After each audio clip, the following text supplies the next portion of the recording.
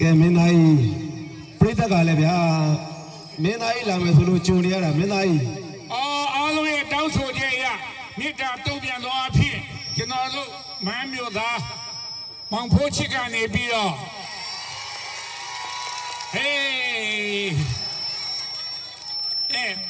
တိကျဖြောပေးပါဦးမယ်ခင်ဗျာအားလုံးမင်္ဂလာပါခင်ဗျာခံပြီးပါကျွန်တော်က